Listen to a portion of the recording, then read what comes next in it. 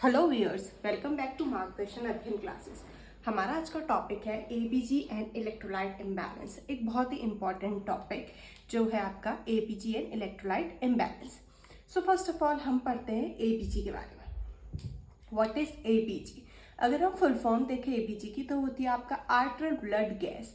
ABG एक आपका बहुत ही कॉमन टॉपिक मैं बोल सकती हूँ जो कि हम आप हॉस्पिटल में डेली लाइफ में देखते होंगे, स्पेशली अगर आप आईसीयू एरियाज में वर्क कर रहे हैं। ठीक है, तो अब ये एबीजी किया क्यों जाता है? बेसिकली जो पर्पस है एबीजी का, जैसे कि फुल फॉर्म में ही पता चल रहा, आर्टरल ब्लड गैस, यानी कि जो आपका आर्टरल ब्लड है उसमें हम एनालिसिस करते हैं गैस का। अब यहाँ पे वो गैसेस क्या है? यहाँ पे वो गैसेस का मतलब है हम उसमें एनालाइज करते हैं जो आपका बाइकार्बोनेट का लेवल है, जो आपका इलेक्ट्रोलाइट्स का लेवल है, जो आपका पीएच है, ये सब हम चेक करते हैं आपका आर्टरल ब्लड में। बेसिकली इसका पर्पस होता है सबसे पहले तो डिटरमाइन करना एसिड बेस इम्बैलेंस, यानी कि अगर कोई एसिड बेस इम्बैलेंस हो रहा है तो उसके लिए बेस्ट मेथड आपका डिटेक्ट करने के लिए होता है एबीजी। नेक्स्ट ये हेल्प करता है डायग्नोस बनाने में और इंडिकेट करने में क्या सीवियरिटी है कंडीशन की, यानी कि अगर हमें respiratory acidosis, metabolic acidosis, alkalosis, ये सब चीजें डायग्नोस करनी है तो इसके लिए एबीजी बेस्ट मेथड है। इसके अलावा जो पेशेंट्स आपके वेंटिलेटर्स में रहते हैं, तो अगर हमें एसेस करना है कि हम जो भी उन्हें इंटरवेंशन दे रहे हैं वो कितना थेरेपेटिक है या फिर कितना आपका पेशेंट के लिए अच्छा है, तो उसके लिए या फिर कितना उसके वजह से इफेक्ट पड़ रहा है पेशेंट में, तो हम पेशेंट की 6 आवर्ली या फिर 12 आवर्ली क्या कराते हैं? एबीजी कराते हैं। अब आगे बढ़ते हैं हम साइट्स की ओर कि कौन कौन सी कॉमन साइट्स होती है एबीजी लेने की। तो बेसिकली 3 साइट्स, रेडियल, ब्रेकियल और फिमोरल साइट से आपका एबीजी आर्टरल पंक्चर करके लिया जाता है, जिसमें भी आपकी मोस्ट कॉमन साइट होती है आपकी रेडियल साइट। और वहीं अगर आपको रेडियल साइट से सैंपल लेना है तो उसके लिए हम एक टेस्ट करते हैं जिसे हम बोलते हैं एलन टेस्ट। एलन टेस्ट में क्या किया जाता है? इस तरीके से हैंड को रेस किया जाता है, और यहाँ पे मैं अकेली हूँ तो मेरे पास कोई हेल्प के लिए नहीं है, तो मैं दोनों एरिया अपना प्रेस नहीं कर पा रही हूँ। इसमें क्या करते हैं, जो हमारी फिंगर वाली साइड हमारी रेडियल आर्टरी है और जो हमारी ये अल्नर आर्टरी है, इन दोनों को क्या किया जाता है? टाइटली प्रेस किया जाता है। तो जब रेडियल आर्टरी और अल्नर आर्टरी दोनों प्रेस की जाती है तो हमारे हाथ पूरा क्या हो जाता है? व्हाइट, यानी कि ब्लेंचिंग हो जाती है, क्योंकि ब्लड सप्लाई क्या हो गई है? आपकी स्टॉप हो गई है। फिर हमें क्या करना है, जो हमारी अल्नर आर्टरी है उससे जब हम रिलीज करते हैं प्रेशर को और 5 to 10 सेकेंड वेट करने में अगर वापस से हैंड आपका रेड हो गया तो इसका मतलब जो हमारी अल्नर आर्टरी है वो पेटेंट है, और अगर अल्नर आर्टरी पेटेंट है तो आप रेडियल आर्टरी को पंक्चर कर सकते हो। वेयरएज अगर आपने ये एलन टेस्ट किया और उसमें ये देखा कि 5 to 10 सेकेंड वेट करने के बाद भी जो ब्लेंचिंग है अगर आपकी वापस से वो सही नहीं हो रही है, जब आपने अल्नर आर्टरी से अपना प्रेशर हटाया, तो इट मीन्स आपकी अल्नर आर्टरी पेटेंट नहीं है और आपको रेडियल आर्टरी ना जाके किसी और साइट को यूज करना चाहिए एबीजी लेने के लिए। ठीक है, तो ये है आपका एलन टेस्ट। अब हमारा मेन टॉपिक तो वैसे एबीजी और इलेक्ट्रोलाइट इम्बैलेंस है, पर इलेक्ट्रोलाइट इम्बैलेंस पढ़ने से पहले थोड़ा बहुत हम एसिड बेस इम्बैलेंस के बारे में जान लेते हैं।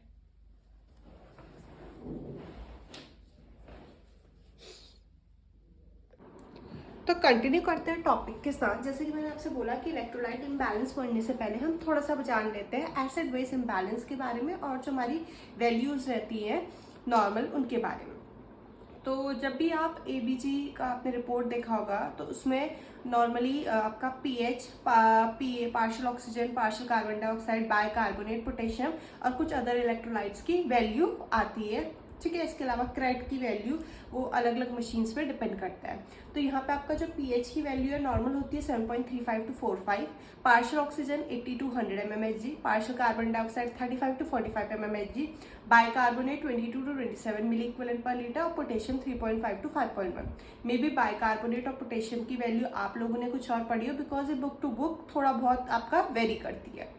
नेक्स्ट अगर हम जाने थोड़ा बहुत एसिड बेस इम्बैलेंस के बारे में, तो इसके लिए हमारे पास एक छोटा सा निमोनिक है रो, यानी कि R for respiratory, O for opposite, M for metabolic and E for equal. यानी कि जब हम पढ़ते हैं रेस्पिरेटरी के बारे में तो वहाँ पे चीजें अपोजिट होती है, यानी कि अगर पीएच इंक्रीज करेगा तो पार्शियल कार्बन डाइऑक्साइड की लेवल डिक्रीज करता है और ये कॉज करता है आपका रेस्पिरेटरी एल्कलोसिस। वहीं अगर पीएच डिक्रीज कर रहा है तो पार्शियल कार्बन डाइऑक्साइड का लेवल जस्ट अपोजिट बढ़ता है और ये लीड करता है आपका रेस्पिरेटरी एसिडोसिस। वहीं अगर हम बात करें मेटाबॉलिक की तो इक्वल, यानी कि अगर पीएच का लेवल बढ़ेगा तो बाइकार्बोनेट का भी बढ़ेगा और ये कॉज करेगा मेटाबॉलिक एल्कलॉसिस। जस्ट इसके अपोजिट अगर पीएच डिक्रीज करेगा तो बाइकार्बोनेट का लेवल भी डिक्रीज होगा और ये कॉज करेगा मेटाबॉलिक एसिडोसिस। तो इसे जस्ट लर्न करने के लिए एक छोटा सा निमोनिक बनाया हमने रोम नाम से, ठीक है। अब बढ़ते हैं हमारे मेन टॉपिक की ओर, जो है आपका इलेक्ट्रोलाइट इम्बैलेंस। इलेक्ट्रोलाइट इम्बैलेंस एक बहुत वास्ट टॉपिक है, इसीलिए हमने कुछ मेन इलेक्ट्रोलाइट्स लिए हैं इसमें, जैसे कि सोडियम, पोटेशियम और कैल्शियम। उनके बारे में हम थोड़ा स्टडी करेंगे और उनके डिसऑर्डर्स के बारे में।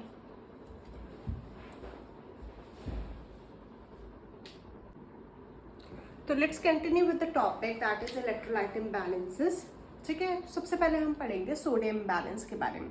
नॉर्मली जैसा आपको पता ही होगा, सोडियम की नॉर्मल वैल्यू होती है 135 to 145 milliequivalent per litre. तो पहले ही कंडीशन जो हम पढ़ रहे हैं वो हाइपोनेट्रीमिया, यानी कि सोडियम का लेवल डिक्रीज हो जाना 135 मिली इक्विवेलेंट पर लीटर से नीचे, वो कहलाता है हाइपोनेट्रीमिया। नॉर्मली हाइपोनेट्रीमिया में क्या होता है, जो आपका बॉडी है उससे नेट गेन हो जाता है वाटर का और इनफ अमाउंट में लॉस हो जाता है सोडियम का, जो कॉज करता है एक कंडीशन जिसे हम बोलते हैं सेल्यूलर एडीमा। अब मेनली कॉज क्या हो सकता है हाइपोनेट्रीमिया का, अगर हम नॉर्मली समझे तो अगर बॉडी से सोडियम कम हो रहा है, मतलब कि उसके क्या क्या कारण हो सकते हैं। तो या तो जो भी आपका इंडिविजुअल होगा वो डाइट में कम सोडियम ले रहा होगा, या फिर बॉडी से सोडियम का लॉस ज्यादा हो रहा होगा। तो लॉस किस तरीके से हो सकता है, लॉस हो सकता है डायरिया हो सकता है, पेशेंट को वॉमिटिंग हो सकती है, उसके थ्रू क्या हो रहा है, सोडियम बॉडी से बाहर हो रहा है। पेशेंट को डायरेटिक्स दिए जा रहे हैं तो वो आपके बॉडी से क्या कर रहा है, इलेक्ट्रोलाइट के लेवल को कम कर रहा है। इसके अलावा पेशेंट को अगर रीनल डिजीज है उसमें भी आपका सोडियम क्या हो जाता है, कम हो जाता है, ठीक है। अब अगर हम जाने असेसमेंट करें कि पेशेंट को हम क्या क्या करेंगे इस कंडीशन में, जब आप असेस करोगे तो आपको क्या क्या देखने को मिलेगा। तो हाइपोनेट्रीमिया की वजह से जब हम वाइटल्स चेक करते हैं तो पेशेंट को हाइपोथर्मिया की कंडीशन होती है, उसे कंपनसेट करने के लिए पेशेंट को टेकिकार्डिया होता है। इसके अलावा ऑर्थोस्टेटिक हाइपोटेंशन की कंडीशन में पेशेंट जा सकता है, मसल्स में काफी वीकनेस, इसके अलावा पेशेंट को लिथार्जी जैसे सिम्टम्स देखने को मिलते हैं। अब मैंने बोला रीनल डिजीज में हाइपोनेट्रीमिया इसलिए हो सकता है बिकॉज कंडीशन जैसे कि AKI CKD, इसमें अलग अलग फेजेस होती है। तो एक फेज आपकी पॉलीयूरिया की फेज भी आती है। तो पॉलीयूरिया की फेज में क्या होगा, बॉडी से एक्सेसिव अमाउंट में क्या होगा, इलेक्ट्रोलाइट्स बाहर निकलेंगे, तो उसकी वजह से पेशेंट को हाइपोनेट्रीमिया हो सकता है, ठीक है ना। असेसमेंट में आपका ये सब सिम्टम्स देखने को मिलेंगे। अब एज अ नर्सिंग आप क्या क्या इंटरवेंशन दे सकते हैं, तो सबसे पहले IV थेरेपी। हम या तो ओरली सोडियम के लेवल को कंपनसेट कर सकते हैं बॉडी में, या फिर थ्रू IV फ्लूइड थेरेपी के थ्रू। अगर आपको ओरली करना है तो आप डाइट में सोडियम का लेवल को क्या करें, इंक्रीज करें, जिसके लिए हम कुछ फूड जैसे कि चीज, कैंड, जो आपके पैक्ड प्रोसेस्ड फूड होते हैं उनमें ज्यादा सोडियम होता है, तो उस तरीके से सोडियम का आप रिस्टोर कर सकते हैं बॉडी में। इसके अलावा आप IV थेरेपी स्टार्ट कर सकते हैं, और कंडीशन अगर ज्यादा ही सीवियर है तो हम 2 to 3% NS भी देने लग जाते हैं। इसके अलावा ऑस्मोटिक डायरेटिक्स जैसे कि मैनिटॉल दिए जाते हैं, वो बॉडी से क्या करते हैं, सोडियम को रिस्टोर कर लेते हैं और एक्सेस वाटर को बॉडी से बाहर निकाल देते हैं, और जिसकी वजह से क्या होगा, आपका जो आपका हाइपोनेट्रीमिया की कंडीशन होती है वो काफी लेवल तक ट्रीट हो जाती है। तो ये था हमारा फर्स्ट सोडियम का इम्बैलेंस, हाइपोनेट्रीमिया। जस्ट इसके अपोजिट होता है आपका हाइपरनेट्रीमिया। तो अब हम जान लेते हैं थोड़ा बहुत हाइपरनेट्रीमिया के बारे में। हाइपरनेट्रीमिया में क्या होगा, जो आपका सोडियम का लेवल है, जब हाइपोनेट्रीमिया में जैसे 135 मिली इक्विवेलेंट लीटर से कम है, तो हाइपरनेट्रीमिया में वो क्या हो जाएगा, यहाँ पे ये बढ़ जाएगा। किससे ज्यादा हो जाएगा, ये बढ़ जाएगा आपका 145 मिली इक्विवेलेंट लीटर से ज्यादा हो जाएगा, ठीक है। और यहाँ पे अब आपका जो कंडीशंस थी वो थोड़ी बहुत क्या हो जाएंगी, रिवर्स हो जाएंगी। जैसे कि यहाँ पे सोडियम का लेवल बॉडी में कम हो रहा था, अब यहाँ पे ज्यादा हो जाएगा। ज्यादा होने की वजह से यहाँ पे कुछ न्यूरोलॉजिकल, एंडोक्राइन और कार्डियक डिस्टर्बेंसेस भी देखने को मिलते हैं। अब वैसे ही इसके कॉजेज भी रिवर्स हो जाएंगे। रीनल डिजीज एक कॉज होता है, वो भी हाइपरनेट्रीमिया के लिए भी एक कॉज होता है, लेकिन इसके अलावा जो कॉजेज है वो आपके बदल जाएंगे। जैसे कि हाइपरनेट्रीमिया का कॉज हो सकता है आपका, अगर पेशेंट क्या ले रहा है, काफी टाइम से कॉर्टिकोस्टेरॉइड्स ले रहा है, तो एक इम्पॉर्टेंट कॉज हो सकता है। इसके अलावा अगर डाइट में सोडियम का लेवल कुछ ज्यादा ही बढ़ा दिया गया है, या फिर अगर IV फ्लूइड्स लिए जा रहे हैं एक्सेस अमाउंट में, उसके वजह से सोडियम का लेवल बढ़ सकता है। इसके अलावा अगर यूरिन का आउटपुट क्या हो रहा है, डिक्रीज हो रहा है, तो उसके वजह से भी सोडियम का लेवल इंक्रीज हो सकता है। अब असेसमेंट फाइंडिंग हमें क्या क्या देखने को मिलेगी? असेसमेंट फाइंडिंग हमें ये देखने को मिलती है कि यहाँ पे जो हाइपरनेट्रीमिया की कंडीशन होगी उसमें जो पेशेंट होगा उसे वहां पे भी मसल वीकनेस हो रही थी, यहाँ पे भी कुछ मसल ट्विचेस जैसे सिम्टम्स देखने को मिलते हैं। उसके मसल्स में क्या होता है, बहुत ज्यादा क्रैम्प्स आते हैं, कुछ इरेगुलर कॉन्ट्रैक्शंस देखने को मिलते हैं पेशेंट की बॉडी में। इसके अलावा आपका क्या होगा, जो पेशेंट होगा उसकी थर्स्ट बहुत ज्यादा इंक्रीज हो जाती है, क्योंकि बॉडी में सोडियम के लेवल बढ़ने की वजह से आपका क्या होता है, पेशेंट को थर्स्ट बहुत ज्यादा इंक्रीज हो जाती है। आपने देखा होगा जब आप कुछ बहुत ज्यादा सॉल्टी ले लेते हैं, जैसे कि ऐसा कुछ फूड ले लेते हैं जिससे नमक बहुत ज्यादा, उसके बाद आपकी प्यास बहुत ज्यादा बढ़ जाती है। तो सिमिलरली यहाँ पे भी होता है, हाइपरनेट्रीमिया की कंडीशन में पेशेंट की जो थर्स्ट होती है बहुत ज्यादा क्या होगी, इंक्रीज हो जाएगी। अब यहीं पे जो हमारा इंटरवेंशन होगा वो भी थोड़ा आपका क्या हो जाएगा, चेंज हो जाएगा। जो हम लोग डाइट ले रहे थे, पहले जो हम डाइट ले रहे थे, हम क्या कर रहे थे, इंक्रीज कर रहे थे बॉडी से, हम क्या कर रहे थे, ऐसी डाइट ले रहे थे जिससे बॉडी में सोडियम की लेवल क्या हो जाए, इंक्रीज हो जाए। अब हमारे पेशेंट को हाइपरनेट्रीमिया है तो हम कोशिश करेंगे कि हम बॉडी से सोडियम को बाहर निकालें। तो हम कैसे कर सकते हैं, वो तो सबसे पहले आगे आपका डाययूरेटिक्स देके हम क्या करेंगे, सोडियम आपका पेशेंट की बॉडी से इलेक्ट्रोलाइट के लेवल को मैनेज करने की कोशिश करेंगे। इसके अलावा हम इंश्योर करेंगे जो भी आप डाइट लो उसमें वाटर का इनटेक तो क्या हो, ज्यादा हो, और सोडियम का इनटेक आपका कम हो जाए, ठीक है। इसके अलावा आपको पेशेंट का लेवल ऑफ कॉन्शियसनेस चेक करना है, बिकॉज अगर कंडीशन ज्यादा सीवियर हो तो पेशेंट को सीजर्स आ सकते हैं। आपको रेगुलर बेसिस में पेशेंट का क्या करना पड़ेगा, जो इनटेक आउटपुट है उसे मॉनिटर करना पड़ेगा। इसके अलावा आप पेशेंट का ऐसी डाइट है जिसमें सोडियम ज्यादा ना हो, मतलब कि आपका लो सोडियम डाइट आपको पेशेंट को देनी है। तो ये था हमारा first imbalance of sodium imbalances. आगे पढ़ते हैं हम पोटेशियम इम्बैलेंसेस के बारे में।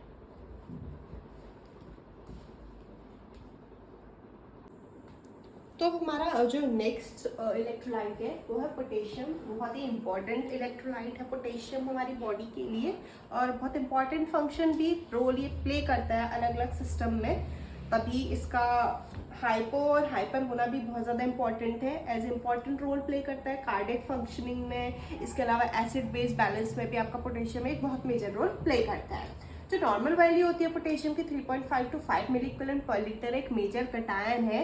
पहले हम जान लेते हैं हाइपोकेलीमिया के बारे में। अगर पोटेशियम का लेवल 3.5 मिलीक्यूलेंट लीटर से कम हो जाता है तो कॉज हो सकता है, या फिर क्या हो रहा है, इंक्रीज लॉस हो रहा है पोटेशियम का बॉडी से, या फिर जो आपका मोर पोटेशियम है वो आपका इनर जा रहा है, यानी कि इंट्रासेलुलर स्पेस में ज्यादा जा रहा है, जिसके वजह से आपका पोटेशियम का लेवल कम शो हो रहा है।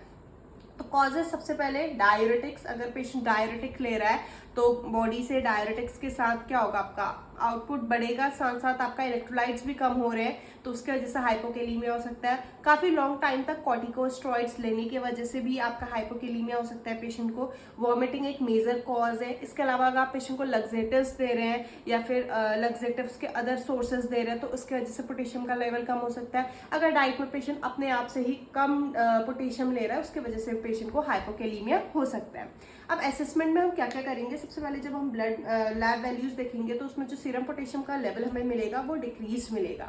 इसके अलावा पेशेंट को एबीजी एनालिसिस जब हम देखेंगे तो उसमें अगर आपका पोटेशियम का लेवल डिक्रीज है तो मेटाबॉलिक एल्कलोसिस की कंडीशन देखने को मिलेगी।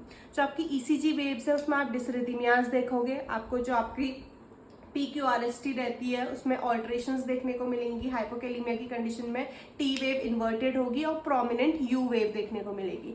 इसके अलावा पेशेंट की जीआई मोटिलिटी क्या हो जाती है, आपकी हाइपोकेलीमिया की कंडीशन में काफी डिक्रीज हो जाती है।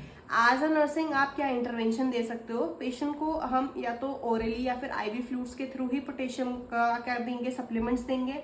तो पोटेशियम रिच डाइट में मशरूम, ऑरेंजेस, स्पिनच, नट्स और वेरी इंपॉर्टेंट बनाना, जिनमें सबसे ज्यादा पोटेशियम होता है, ये डाइट में दिया जाएगा।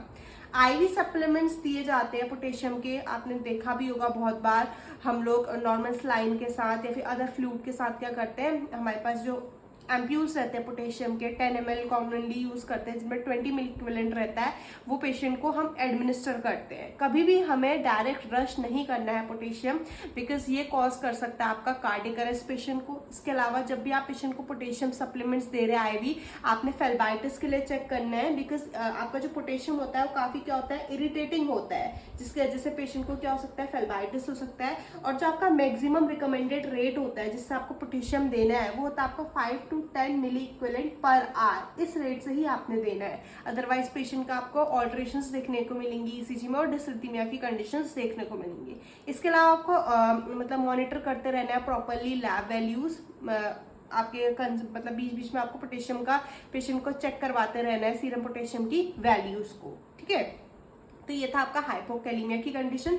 जस्ट उसके अपोजिट आ जाता है आपका हाइपरकैलीमिया की कंडीशन, जहाँ पे अगर आपका पेशेंट का जो पोटेशियम का लेवल है अगर वो 5.1 मिली इक्विवेलेंट पर लीटर से ज्यादा इंक्रीज हो रहा है, तो ये क्या कॉज करता है आपका, ये कॉज करता है आपका हाइपरकैलीमिया की कंडीशन। अब यहाँ पे जस्ट अपोजिट हो जाता है, जो आपका बॉडी में पोटेशियम का लेवल है अगर क्या हो रहा है बहुत ज्यादा हद तक इंक्रीज हो रहा है, या फिर जो आपका पोटेशियम का है पहले में क्या हो रहा था इनटू द सेल, अब पोटेशियम क्या हो रहा है आपका एक्स्ट्रा सेलुलर स्पेस में ज्यादा जा रहा है, एक्स्ट्रा सेलुलर में क्या हो रहा है आपका शिफ्ट हो रहा है, तो ये कॉज करता है आपका हाइपरकैलीमिया।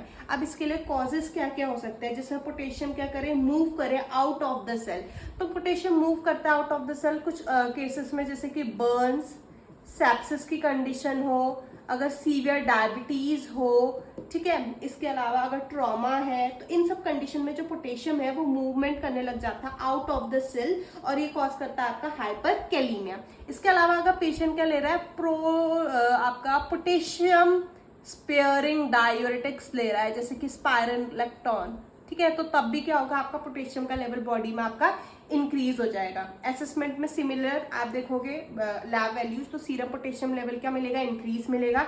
मेटाबॉलिक एल्कलॉसिस ना होके यहाँ पर पेशेंट को मेटाबॉलिक क्या होगा, एसिडोसिस की कंडीशन देखने को मिलेगी। डिसरिथमियाज यहाँ पे भी देखने को मिलता है। जीआई मोटिलिटी में यहाँ भी आपको क्या देखने को मिलेगी, काफी हद तक ऑल्ट्रेशंस देखने को मिलेंगी, पर यहाँ पे मोटिलिटी डिक्रीज नहीं होगी। इसके अलावा एब्डोमेन में पेशेंट को काफी क्रैम्प्स देखने को मिलते हैं, ठीक है। इंटरवेंशन में जस्ट अपोजिट वहां पे पोटेशियम रिच डाइट दे रहे थे, यहाँ पे आपको बॉडी से क्या करना है, पोटेशियम को कम करना है। तो अगर आपको पोटेशियम को बॉडी से कम करना है तो डाइट में आपने सबसे पहले तो पोटेशियम ज्यादा देना नहीं है, और दूसरा आपने क्या करना है, बॉडी से पोटेशियम को बाहर निकालना है। तो अगर बॉडी से पोटेशियम को बाहर निकालना है, आप किस किस तरीके से निकाल सकते हो, हम एक तो पेशेंट को लेसिक्स देके क्या करते हैं, आउटपुट इंक्रीज करके पोटेशियम को बॉडी से बाहर निकालते हैं। इसके अलावा हम लोग यहाँ पे एक एनीमा देते हैं जिसे हम बोलते हैं कैक्सिलेट एनीमा।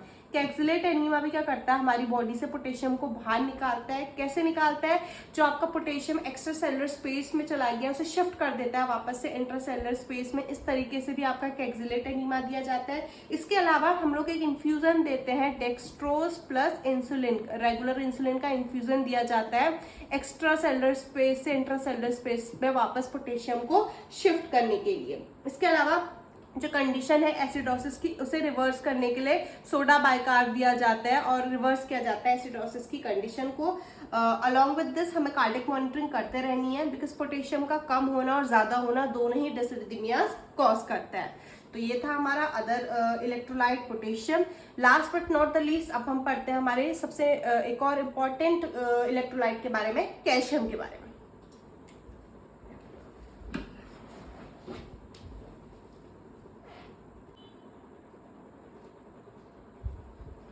तो हमारा जो लास्ट इलेक्ट्रोलाइट है वो है कैल्शियम। कैल्शियम की नॉर्मल वैल्यू सम बुक्स में ये दे रखी है 9 to 10 और किसी किसी बुक्स में ये दे रखी है 8.6 to 10.1, ठीक है। तो सबसे पहले हाइपोकैल्शियमिया की कंडीशन, जो आपका कैल्शियम का लेवल अगर 9 mg पर डीएल से कम हो जाता है उस कंडीशन को बोलता है हाइपोकैल्शियमिया। कॉज क्या हो सकते हैं, अगर पेशेंट ओरली जो कैल्शियम का इंटेक है वो कम कर रहा है, या पेशेंट को अगर लैक्टोज इंटॉलरेंस की कंडीशन है उसके वजह से भी क्या होता है आपका जो बॉडी में कैल्शियम अच्छे से अब्जॉर्ब नहीं हो पाता है। अगर पेशेंट डिक्रीज ले रहा है विटामिन डी का intake, because vitamin D help करता है कैल्शियम के अब्जॉर्प्शन के लिए, तो अगर विटामिन डी का इंटेक कम होगा तो कैल्शियम का अब्जॉर्प्शन बॉडी में अच्छे से नहीं हो पाएगा। इसके अलावा अगर ESRD यानी कि एंड स्टेज रिनल डिजीज है उस कंडीशन में भी कैल्शियम अब्जॉर्प्शन कम होगा बॉडी में। और इसके अलावा डायरिया में, जिसमें बॉडी से क्या होगा आपका कैल्शियम का लेवल डिक्रीज हो जाएगा।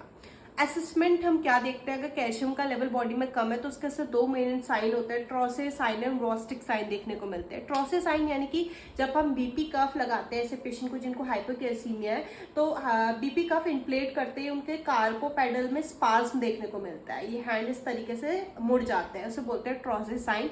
वेरिस वॉस्टिक साइन में क्या होता है, जब हम फेस में टैप करते हैं तो हमारी जो फेशियल नर्व्स होती है वहां पे क्या होता है ट्विचिंग देखने को मिलती है, फेस जो आपके फेस है उसमें कुछ ट्विचिंग साइन देखने को मिलता है, उसे हम वॉस्टिक साइन बोलते हैं। इसके अलावा जो कैल्शियम का लेवल कम होने का, जैसे पेशेंट में टिटनी और ईसीजी में चेंजेस देखने को मिलेंगे, जो आपकी क्यूटी इंटरवल होगा वो काफ़ी यहाँ पे प्रोलॉन्ग्ड हो जाता है। ट्रीटमेंट में हम वही पेशेंट को, अगर कैल्शियम की लेवल कम है बॉडी में तो ड्रग्स देंगे, कैल्शियम सप्लीमेंट्स देते हैं हम लोग पेशेंट को कॉमनली, जैसे कि शैलकैल, ये सब कैल्शियम ड्रग्स दी जाती हैं। इसके अलावा विटामिन डी का आपको इंटेक बॉडी में बढ़ाना है तो हम इसके लिए कुछ ड्रग्स देंगे। और डाइट में हम कैल्शियम को इंक्रीज करते हैं पेशेंट की बॉडी में, ताकि कैल्शियम का लेवल इंक्रीज हो, विटामिन डी का लेवल इंक्रीज हो, जो कैल्शियम के अब्जॉर्प्शन में बॉडी में हेल्प करे। जस्ट इसके अपोजिट हाइपर कैल्शियमिया की कंडीशन, अगर कैल्शियम का लेवल 10.5 mg/dl से ज्यादा इंक्रीज हो रहा है, इसके लिए क्या कॉज हो सकता है? यही जस्ट अपोजिट जो हाइपोकैल्शियमिया का था, मतलब कि अगर बॉडी में ज्यादा कैल्शियम बढ़ रहा है, हम ज्यादा इंटेक कर रहे हैं विटामिन डी का और कैल्शियम का, या फिर रीनल फेलियर की कंडीशन, या आपका one important condition hyper parathyroidism. Hyper parathyroidism की वजह से भी क्या होगा, बॉडी में कैल्शियम का लेवल काफी हद तक बढ़ जाएगा। असेसमेंट में हम देखते हैं कि पेशेंट को क्या होता है, ज्यादा कैल्शियम लेवल इंक्रीज होने से डिसओरिएंटेशन होता है, जीआई मोटिलिटी यहाँ पे डिक्रीज हो सकती है और हार्ट रेट इंक्रीज होगा। ट्रीटमेंट में हमें क्या करना है, यहाँ पे कैल्शियम को बॉडी से कम करना है, तो एक तो हमें क्या करना है, डाइट में कैल्शियम का लेवल कम करना है। इसके अलावा हम NaCl देते हैं। NaCl क्या करता है, आइसोटोनिक NaCl बॉडी से कैल्शियम को एक्सक्रीट आउट करवा देता है। इसके अलावा आप पेशेंट को फॉस्फेट बाइंडर्स दे सकते हैं। फॉस्फेट बाइंडर्स भी हेल्प करते हैं कैल्शियम को बॉडी से एक्सक्रीट आउट कराने में। तो ये सब कुछ कॉमन मैनेजमेंट आप दे सकते हैं। इसके अलावा डायरेटिक्स दे सकते हैं और कार्डियक मॉनिटरिंग करते रहनी है जब पेशेंट को हाइपोहाइपरकैल्सीमिया की कंडीशन हो। तो थैंक यू सो मच। आज का हमारा ये टॉपिक होप सो आपको पसंद आया हो और क्लास आपको समझ में आई हो। अगर आई हो तो please like, share and subscribe my channel मार्गदर्शन अध्ययन क्लासेस। ऐसे ही मिलते रहेंगे नेक्स्ट टॉपिक के साथ। Thank you so much.